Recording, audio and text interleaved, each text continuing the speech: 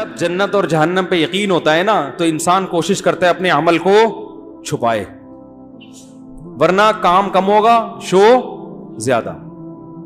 تو عبداللہ بن مبارک کا واقعہ ایک راوی بیان کرتے ہیں، ان کے شاگرد کہتے ہیں میں نے جنگ میں ہم نے دیکھا، اب یہ تو بڑے بزرگ تھے، اللہ والے تھے، پوری رات نمازیں پڑھا کرتے تھے، ان کی عبادتوں کے عجیب واقعات ہیں. انہوں نے کتاب لکھی کتاب الزہد،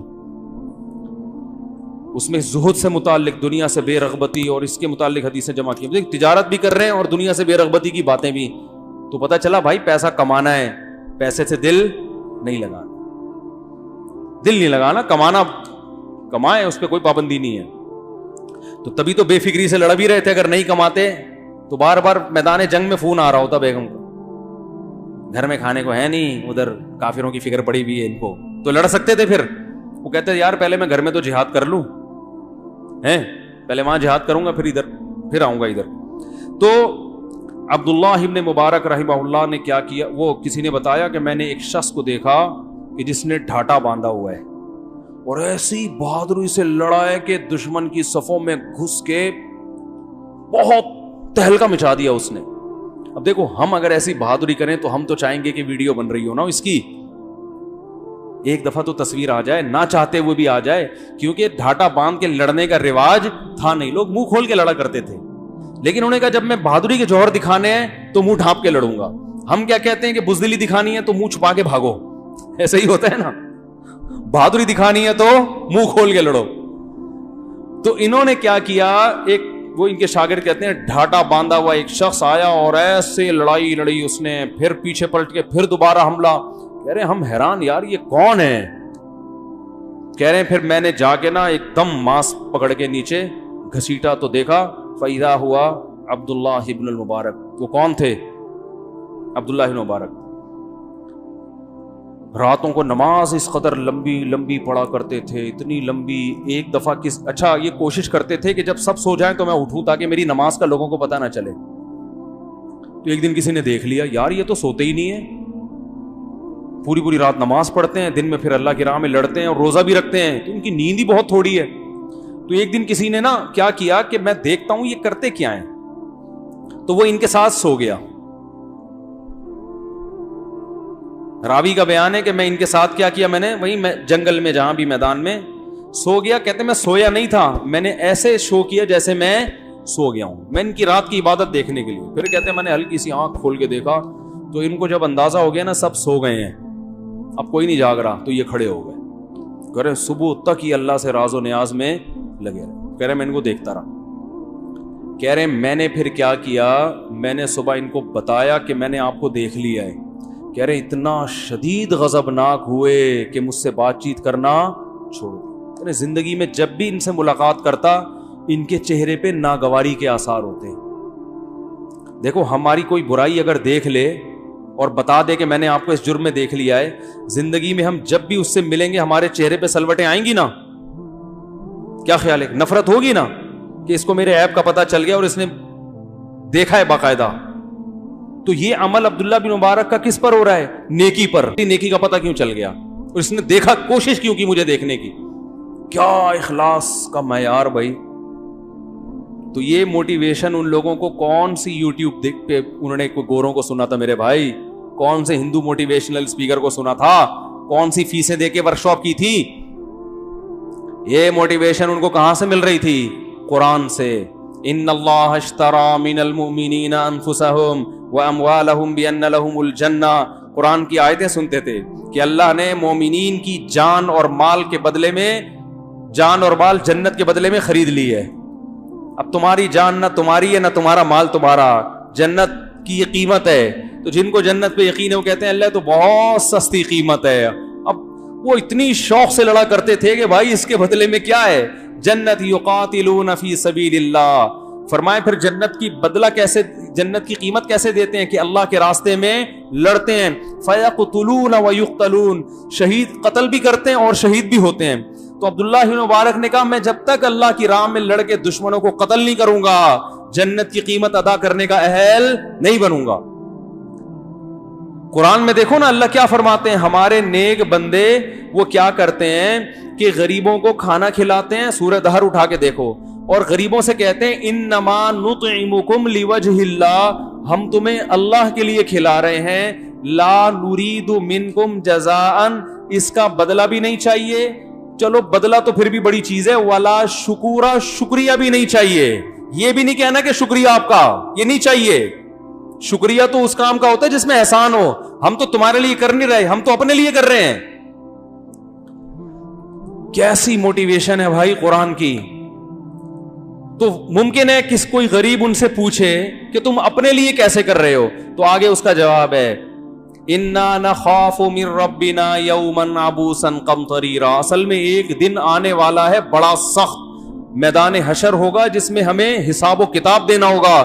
اس دن کی سختی سے بچنے کے لیے ہم چاہتے ہیں کہ تمہیں اس بھوک کی سختی سے نکالیں, اور پھر کل قیامت کے دن تمہارا ریفرنس دے اللہ سے کہ اللہ ہم نے دنیا میں تیری مخلوق پہ ترس کھا کے اپنا مال خرچ کیا تھا, آج جس عذاب میں ہم ہیں تو ہم پہ ترس کھا. تو ہمارے پاس ایک حوالہ ہوگا, ایک ریفرنس ہوگا, ایک وسیلہ ہوگا, اس عمل کو پیش کر سکیں گے تیرے سامنے. بتاؤ ایسی موٹیویشن قرآن کے علاوہ, جنت جہنم کے علاوہ کسی کو مل سکتی ہے؟ یہ ہے وہ موٹیویشن, یہ ہے وہ آگ جو قرآن ہمارے سینوں میں بھرنا چاہتا ہے. تو اس لیے اللہ نے کیا فرمایا کہ ان للمتقین عند ربہم جنات النعیم, جو پرہیزگار لوگ ہیں ان کے لیے اپنے رب کے پاس عیش کے باغات ہیں. اب چونکہ وہ باغات نظر نہیں آ رہے, وہ باغات نظر نہیں آ رہے, جو چیز نظر آتی ہے آپ کو پتا چل جائے کہ اتنی انویسٹمنٹ ہے اور جو پروفٹ ہے وہ 20 گنا زیادہ ہے, فوراً ہر آدمی قرضے لے کے انویسٹمنٹ کرے گا نا.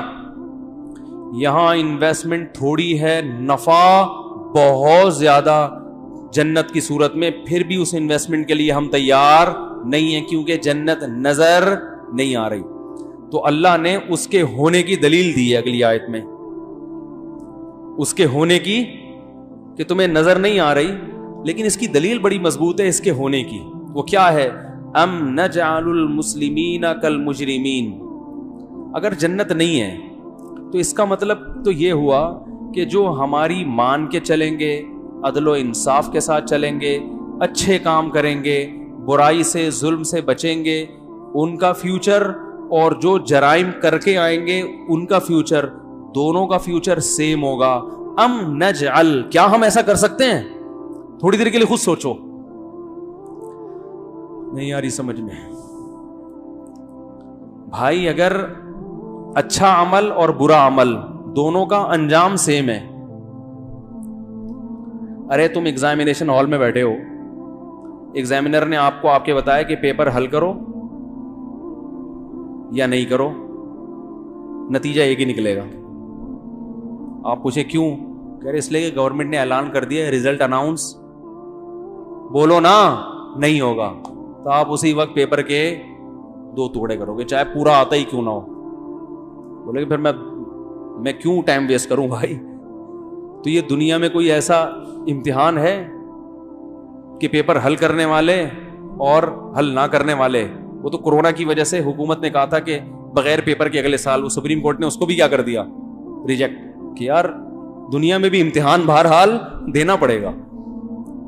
تو یہ کیسے ممکن ہے بھائی جو ہزاروں خداؤں کو پوج رہے ہیں, جو اللہ کو چھوڑ کے پتھروں کے بنے ہوئے بتوں کے سامنے جھک رہا ہے, جو اللہ کی مان کے نہیں چل رہا, اس کا جو زنا کر رہا ہے, جو شراب پی رہا ہے, جو قتل کر رہا ہے, جو یتیموں کا مال دبا رہا ہے, وہ بھی مر کے مٹی ہو کے ختم. اور جو اللہ کے لیے قربانی دے رہا ہے, عبداللہ ابن مبارک جیسا ہے بھائی, ڈھاٹے باندھ کے اپنی نیکیوں کو چھپا چھپا کے, اور صدقات و خیرات وہ لوگ کتنا کیا کرتے تھے اس کا تو ہم تصور نہیں کر سکتے. اسلاف میں جو صدقات و خیرات تھے نا, وہ ہمارے والے تو آج کل اس پہ تو بیان بھی جائز نہیں ہے, اتنی سخاوت تو ہم افورڈ کر نہیں سکتے. حضرت حسن رضی اللہ تعالیٰ عنہ کا میں واقعہ پڑھ رہا تھا, انہوں نے ایک غلام کو دیکھا, وہ کیا کر رہا ہے, روٹی کھاتا ہے نا, پہلے زمانے میں بڑی غربت تھی, ایک روٹی مل جاتی بڑی بات تھی, تو وہ روٹی کے ایک ٹکڑا کھاتا ہے, سامنے دوسرا ٹکڑا سامنے کتا بیٹھا ہوا ہے اس کو دے رہا ہے. یہ بڑی اس وقت بڑے ظرف کی بات تھی یہ کہ آپ آدھی روٹی جانور کو کھلا دیں. لوگ انسان کو نہیں, کیونکہ غربت بہت تھی نا. اب تو غریب کو روٹی دو وہ مانتا ہی نہیں ہے یہ کیا ہے. تو غریب جو ہے نا اس کو بھی ٹھیک ٹھاک پیسہ چاہیے. وہ ایک غریب گیا نا کسی ایریا میں بھیک مانگنے, کسی نے کہا کل آنا, کہہ رہے کل کے چکر میں لاکھوں روپے پھنسا ہوا اس علاقے میں میرا, کل کے چکر میں اس ایریا میں میرا لاکھوں روپے پھنسا ہوا ہے. تو وہ کیا حضرت حسن رضی اللہ تعالیٰ عنہ نے دیکھا کہ وہ غلام ایک لقمہ خود اور دوسرا لقمہ کتے کو. حضرت حسن خاندانی تھے. میں نے ایک بیان کیا تھا کہ خاندانی ہونے کی علامت کہ غیرت مند لوگوں پہ خرچ کیا کرو. یہ جو عجیب سی سوچ کے ہے نا پیشاور, جن کو بھیک دو تو اور بھکاری, ان کو مت دیا کرو, عزت دار لوگوں کو تلاش کر کے دیا کرو. تو حضرت حسن نے دیکھا کہ یہ غلام آدھی روٹی ایک لقمہ خود ایک کتے کو. تو انہوں نے جا کے پوچھا کہ بھائی تم ایسا کیوں کر رہے ہو. وہ غلام اگر یہ کہتا ہے نا کہ یہ کتا بھوکا ہے, بھوک سے مر نہ جائے, تو میں نے کہا آدھا اس کو کھلا دوں, تو بھی غلام کے خاندانی ہونے کی علامت تھی. لیکن غلام نے جواب ایسا دیا جس سے پتا چلا کہ یہ چھوٹا موٹا خاندانی نہیں, یہ بہت ہی بڑا کوئی خاندانی ہے. غلام نے کہا مجھے شرم آ رہی ہے کہ جانور میری طرف دیکھ رہا ہے بیٹھا ہوا ترس رہا ہے اور میں اس کے سامنے پورا کھا لوں. تو وہ بیچارہ ترسائی بھی نظروں سے دیکھ, بھوکا ہے نہیں ہے, یہ اس کا ہیڈ ایک ہے. عزت دار آدمی کو بھائی کوئی بھوکا بیٹھا ہوا ہو اور آپ کھا رہے ہو اور وہ ایسے یوں کر کے دیکھ رہا ہو ایسے ترسائی بھی نظروں سے, عزت دار آدمی کے حلق میں نوالا بولو بھائی نہیں اترتا. یا تو بولے گا بھائی ادھر جا کے بیٹھ جا مجھے تمیز سے کھانے دے, یہ بولے گا نا, یا اس کو کھلائے گا اپنے ساتھ. اور جس میں عزت نہیں وہ کہے گا ہاں نوالا قریب لا کے دکھا دے گا, بولے اور ترس تو, انہیں اور پریشان ہو, تیری سزا یہی ہے. عزت دار آدمی کو کسی بھی ایسے شخص کے سامنے, ایسی مخلوق کے سامنے کھاتے ہوئے حیا آتی ہے جو للچائی ہوئی نظروں سے آپ کو دیکھ رہا ہو. تو انسانوں میں تو لوگ اس کا خیال کرتے ہیں, جانوروں میں نہیں کرتے. تو کتے کی تو ویسے بھی عادت جتنا مرضی کھلا دو پھر بھی وہ ایسے دیکھے گا جیسے زندگی میں اس کو کبھی کھانے کو ملا ہی نہیں ہے, وہ ایسے ہی بیٹھ جائے گا آپ کے سامنے آ کے. تو حضرت حسن نے دیکھا کہ یہ غلام ایک لقمہ خود کھاتا ہے, ایک کس کو کھلا رہا ہے, کتے. پوچھا بھائی, انہوں نے کہا مجھے شرم آتی ہے, میرے سامنے ایسے بیٹھا ہوا ہے. تو ہم نے کہا چلو ہم بھی کھا رہے ہیں تو تم بھی کیا ہو جاؤ, شریک ہو جاؤ, کھا لو تم بھی. حضرت حسن کو اندازہ ہوا یہ غلام کیا ہے, بولو نا یار خاندانی. تو اس پہ خرچہ بھی خاندانی ہونا چاہیے. ہم ہوتے پہلا تو ہم اس کو مشورہ دیتے کہ یار کتے کو ہوش کر کے بھگا دے, پہلا مشورہ ہمارا یہ ہوتا. وہ تو کتا ہے, اس کا تو کام ہی یہی ہے, تو انسان ہے نا. پھر ایک ڈنڈا ہٹ چلے یہاں سے, اور کتے سے زیادہ اسپیڈ میں بھونکنا شروع کر دیتے معذرت کے ساتھ. کتے کو بھگاتے ہم سب سے پہلے. اور اگر تھوڑے اور اونچے خاندانی ہوتے تو یہ حرکت نہیں کرتے. پھر ہم کہتے کہ بھائی آپ کا اپنا پیٹ آدھی روٹی سے بھر جائے گا, وہ کہتا ہاں بھر جائے گا, چلو پھر ٹھیک ہے, شاباش, well done, keep it up, ٹھیک ہے نا, اچھا کیا, چنگا کتا سی. اتنی حوصلہ افزائی کر کے پتلی گلی سے نکل جاتے. بہت زیادہ کرتے تو یہ کرتے یار تو نے آدھی روٹی کتے کو کھلا دی, آدھی خود کھا لی, تو یہ آدھی میں تجھے دے دیتا ہوں تاکہ تیرا حصہ پورا ہو جائے. تو نے ایک روٹی تجھے مولا نے دی تھی نا, مالک نے کھانے کے لیے, تو میں گھر سے لے کر آ رہا ہوں, کھانا کھا لے.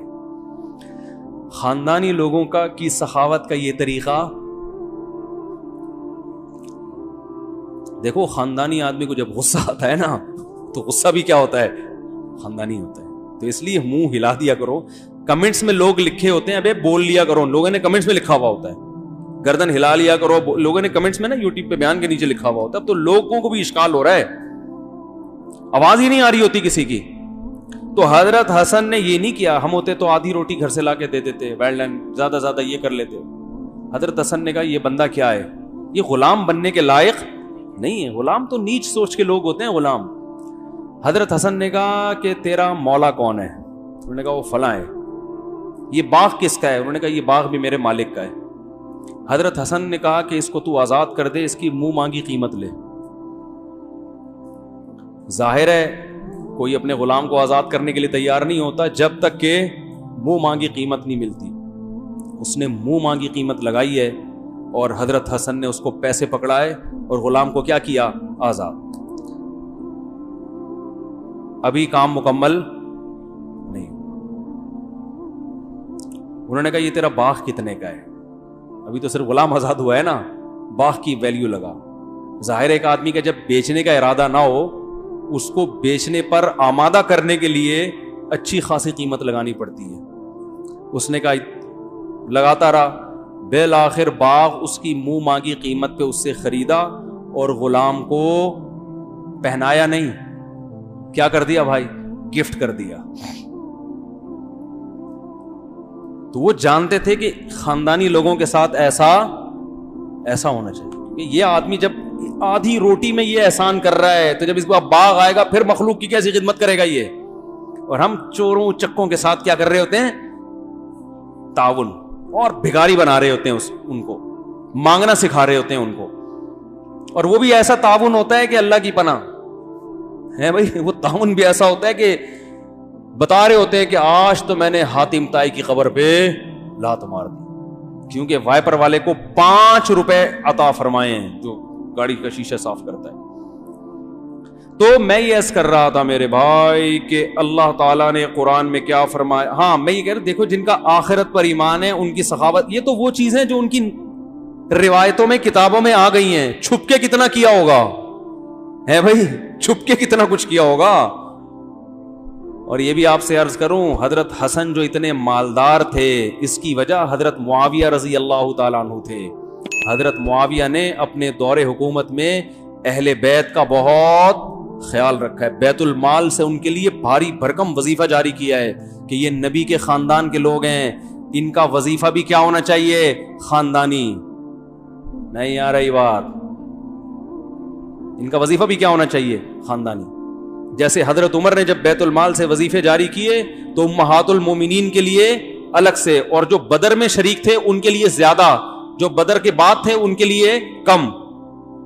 تو وظیفہ بھی خدمات کی بیس پہ ملتا ہے نا, گورنمنٹ نہیں اسکالرشپ دیتی, کسی کے لیے زیادہ کسی کے لیے کم. تو جو حضرت معاویہ رضی اللہ تعالیٰ عنہ کو معاذ اللہ برا بلا کہتے ہیں نا, وہ ان کی ان خوبیوں کو کبھی بیان نہیں کریں گے, کیونکہ ان کو ذاتی بغض ہے, ذاتی چڑ ہے. تو اہل بیت کا بہت خیال کیا حضرت معاویہ رضی اللہ تعالیٰ عنہ نے. تو خیر, تو اللہ رب العزت نے میرے بھائی ہمیں جنت کی خوشنما نعمتیں بیان کی ہیں, اور اللہ نے فرمایا یقین نہیں آتا تو کامن سینس استعمال کرو, اگر جنت جہنم نہیں ہے تو ام نجعل المسلمین کالمجرمین, کیا ہم اللہ کی مان کے چلنے والے اور جرم کرنے والوں کو ایک جیسے کر دیں گے. یہ سوال ہمارے لیے کافی تھا, عقل مند کے لیے اتنا سوال کافی ہے, لیکن اللہ نے اور زیادہ جو ہے نا سمجھانے کے لیے فرمایا ما لکم, تمہیں ہو گیا ہے, کیف تحکمون, کیسے فیصلے کر رہے ہو. کیونکہ بہت سے لوگ دنیا میں اس آیت کو سن کے بھی جنت جہنم پہ یقین نہیں کرتے, اور کہتے ہیں مر کے مٹی ہو کے ہم کیا ہو جائیں گے, ختم. تو اللہ فرماتے ہیں ما لکم, تمہیں ہو گیا ہے. ما لکم کیسے عجیب الفاظ ہیں, تمہیں ہو گیا ہے. کیا روٹی نہیں کھاتے, کیا کھوپڑی میں دماغ نہیں ہے کیا؟ ما لکم کیف تحکمون, کس قسم کے فیصلے کر رہے ہو. یعنی تھوڑی دیر کے لیے اللہ نے ہمیں سوچنے پر مجبور کیا ہے کہ اگر آخرت نہیں ہے, جنت جہنم نہیں ہے, تو بھائی دنیا میں کیسے کیسے ظلم ہوئے, 100 انسانوں کے قاتل گزرے ہیں. کچھ لوگ ایسے گزرے جن کے سینے میں دل نام کی چیز نہیں. ہمارے ایک دوست نے بتایا بوسنیا میں وہ کسی ٹرسٹ میں جو ہے نا مدد کرنے کے لیے گئے ہوئے تھے مظلوم, انہوں نے وہاں ایک ظلم دیکھا اپنی آنکھوں سے. انہوں نے کہا میں نے ایک شخص کو دیکھا, ایک سربی, جو سرب تھے نا جن کے بوسنی کے مسلمانوں سے لڑائی ہو رہی تھی, وہ بیچارے ڈپریشن میں چلے گئے تھے یہ منظر دیکھ کے. ان کو پھر ڈپریشن کی گولیاں کھانی پڑی ہیں ڈپریشن سے باہر آنے کے لیے. کہہ رہے میں نے ایسا ظلم اپنی آنکھوں سے دیکھا کہ وہ ظلم اگر کوئی شخص دیکھ لے تو پاگل ہوئے بغیر نہیں رہ سکتا. یہ تو ان کے اعصاب مضبوط تھے تو معاشرے میں سروائیو کر رہے ہیں. معصوم بچوں کو عورت کی گود سے لیا جاتا, وہ چیخ رہی ہے بیچاری, اور اسی کے سامنے اس کا گردن کاٹ کے 2 ٹکڑے کر کے سر ماں کی گود میں ڈال دیا جاتا. یہ ہلکا ہے, اس سے بھی بڑے جرم ہوئے. کہہ رہے ہیں کہ کھمبے کے ساتھ جو ہے نا جوان لڑکیوں کو باندھ دیا جاتا برہنہ کر کے, اور 3-3 4-4 دن وہ بھوکی پیاسی رہ کے مر جاتی تھی. کوئی قریب اگر آنے کی کوشش کرے نا ان کو بچانے کے لیے تو اگلا کھمبا اس کے لیے تیار ہے, اس کو لٹکا دیں گے. کہہ رہے ہیں یہاں تک کہ جب مسلمانوں پہ یہ ظلم ہوئے تو وہاں کے عیسائیوں نے احتجاج شروع کر دیا, یہ بہت زیادہ ظلم ہو رہا ہے. باپ اپنی بیٹی کو دیکھ رہے اپنے سامنے تڑپتا ہوا مرتا ہوا, مگر باپ کچھ نہیں کر سکتا, اس لیے کہ وہ اگر جائے گا قریب تو دوسرے کھمبے پہ کون ہوگا؟ باپ ہوگا. کہہ رہے ہیں وہاں ہم نے عیسائیوں کو دیکھا کہ انہوں نے اپنے اوپر پیٹرول ڈال کے آگ لگائی ہے اس ظلم کے خلاف احتجاج کرتے ہوئے کہ مسلمانوں پر اتنا ظلم ہو رہا ہے کہ عیسائیوں کو, ظاہر سینے میں دل تو ہوتا ہے نا. کہتے غیر مسلموں نے کہا کہ یہ بہت ہو رہا ہے. کہہ رہے اس سے میں تو کچھ باتیں تو بتا نہیں سکتا نا, ریکارڈ ہوتی ہیں, پھر وہ ظاہر ہے پھر لوگ بہت برے اثرات بھی پڑتے ہیں لوگوں کے اوپر. اس سے بھی زیادہ ظلم جو آپ تصور نہیں کر سکتے, قیدیوں کے ساتھ جو حالات, کئی مہینے بھوکے, کیا کھا رہے ہیں؟ بسکٹ کا کہیں سے ذرہ مل گیا نا, وہ 4 قیدی مل کے اس ذرے کے 4 حصے کر رہے ہیں بھائی, اور منہ میں چوس رہے ہیں اس کو. اس طرح حال, جس برتن میں قضائے حاجت ہو اسی برتن میں کھانا بھی لایا جا رہا ہے. قضائے حاجت کی الگ سے جگہ نہیں. جیلوں میں کیا ہوتا ہے؟ وہیں قضائے حاجت, وہیں پیشاب, وہیں سونا ہے. یہ اندر پتہ نہیں کیا ہو رہا ہے بھائی لوگوں کو جیلوں کے اندر. یہ تو ہم یہاں بیٹھے ہیں نا آرام سے, ہمیں کیا پتا دنیا میں جیلوں میں کیا ہو رہا ہے. یہ چیزیں تو یونائٹڈ نیشن کے علم میں آتی نہیں ہیں. اقوام متحدہ کے فرشتوں کو بھی پتہ نہیں ہوتا کہ اندر کیا ہو رہا ہے, لیکن ظلم کرنے والے کر رہے ہوتے ہیں. ایسے ایسے ظلم دنیا میں ہوئے ہیں کہ قیدی کو اٹھا کے پنجرے میں ڈال دیا, ایسے کبڑا بنا کے, وہ کئی مہینوں تک اسی پنجرے میں ٹیڑھا بیٹھا رہا اور وہیں پر اس کی موت واقع ہوئی ہے. یہ جو آج بہت سی ویکسین جو دوائیں ایجاد ہوئی ہیں نا, ان میں جنگی قیدیوں پہ تجربے بھی ہوئے ہیں. جو سائنس نے اتنی ترقی کی ہے نا, اس میں بہت خطرناک تجربے جنگی قیدیوں پہ ہوئے ہیں جن کا پوچھنے والا کوئی بھی نہیں تھا. آپ یوٹیوب پہ بھی سرچ کر سکتے ہیں. قیدی کو جیل میں ڈالا گیا, کئی قیدیوں کو. اب سائنسدان تجربہ کر رہا ہے کہ کئی دنوں تک زندہ رکھا جائے, جگایا جائے کسی انسان کو تو کیا ہوتا ہے. تو اب قیدی کو سونے نہیں دیا جا رہا, صرف تجربہ کرنے کے لیے کہ ریسرچ آئے گی نا سامنے. اب ریسرچ کے لیے یار آپ ایک انسان کو اس کی بھیٹ چڑھا رہے ہو, اس کو سونے نہیں دیا جا رہا. آپ ذرا تصور کر لو, 2 دن 3 دن 4 دن 5 دن کیا حالت ہوگی. اس کو سونے نہیں دیا جا رہا. وہ پاگل ہو گئے, وہ چیخ رہے ہیں, وہ نوچ رہے ہیں دیواروں کو, وہ سر پھاڑ رہے ہیں, تو تجربے کیے جا رہے ہیں. یہ جنگی قیدیوں کے ساتھ جو ماضی میں ہوتا رہا ہے نا, یہ تو بہت ہی خطرناک ہوتا رہا ہے.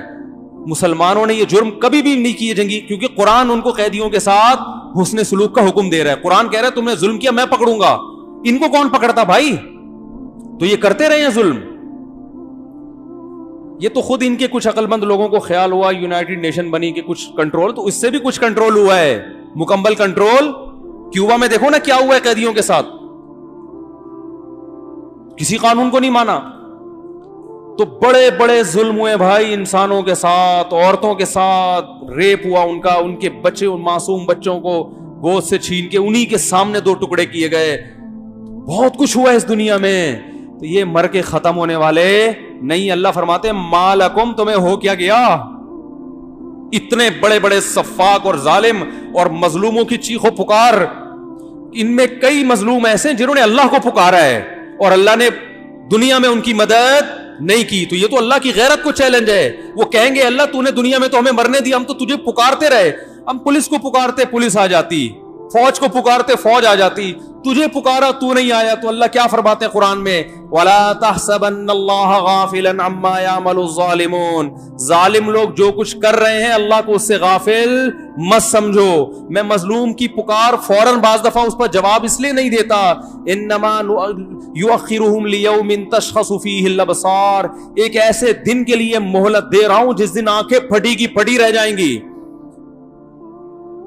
افئدتہم ہوا, دل ان کے صبر سے خالی ہو جائیں گے. وانذر الناس یوم یاتیہم العذاب, اے نبی ان کو اس دن سے ڈرا دو جس دن ان ظالموں پہ عذاب آئے گا. فیقول الذین ظلموا, آج جو یہ مظلوموں پہ کمزوروں پہ ظلم کر رہے ہیں, تو اللہ فرماتے ہیں کہ ایک دن آنے والا ہے, یہ ظالم کہے گا اخرنا الی اجل قریب, اے اللہ ایک دن کی مہلت دے دے کہ ہمیں مظلوموں سے معافی مانگنے کا موقع مل جائے, ہمیں ظلم کی تلافی کر دیں. اللہ فرماتے ہیں ایڑیاں رگڑو گے, ساری دنیا کی دولت بھی دے دو گے, 1 سیکنڈ کی مہلت بھی نہیں ملے گی. تو یہ تو اللہ پہ بہت بڑا الزام ہے. آج دنیا میں ظلم ہو رہا ہے کہ نہیں ہو رہا؟ آج بھی ہو رہا ہے.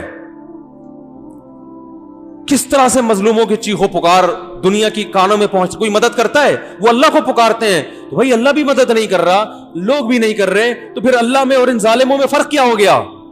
تو اگر مر کے مٹی ہو کے میرے بھائی ختم ہو جانا ہے, پھر اس کا مطلب معاذ اللہ نقل کفر. اللہ بھی اسی طرح ظالم ہے جس طرح انسان ایک دوسرے پہ ظلم کرتے ہیں, وہ بھی کسی کی پکار نہیں سنتا. لیکن اللہ ایسا ظالم نہیں ہے. وہ کہتے ہیں ما لکم, تم سمجھتے ہو کہ میں مجرمین کو چھوڑ دوں گا؟ ما لکم, تمہیں ہو کیا گیا ہے؟ کیف تحکمون, تم کیسے فیصلے کر رہے ہو؟ اللہ ظالم نہیں ہے, وہ انتقام لے گا, اور اس نے انتقام کے لیے ایک دن رکھا ہے.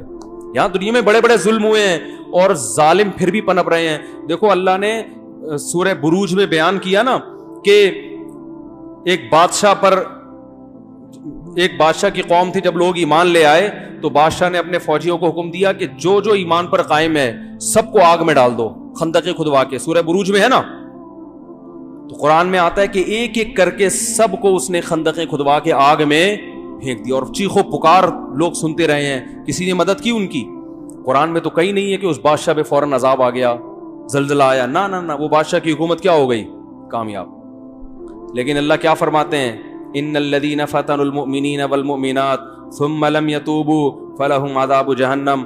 وہ بادشاہ وقتی طور پر پنپ پایا ہے, اللہ فرماتے ہیں اس کے لیے جہنم کی آگ ہے. جس آگ میں اس نے ان ایمان والوں کو پھینکا تھا نا, اللہ فرماتے ہیں ہمیشہ اس سے کئی گنا زیادہ گرم آگ میں جلتا رہے گا وہ. تو بھائی آخرت پر اگر یقین نہیں کرتے تو اس کا مطلب پھر اللہ میں اور ظالموں میں فرق نہیں ہے. تو اللہ کرما ما لکم, تمہیں ہو کیا گیا ہے. صاف پتہ چلتا ہے بھائی ایک دن آئے گا جس میں اچھے عمل والے کو جنت ملے گی اور برے عمل والے کو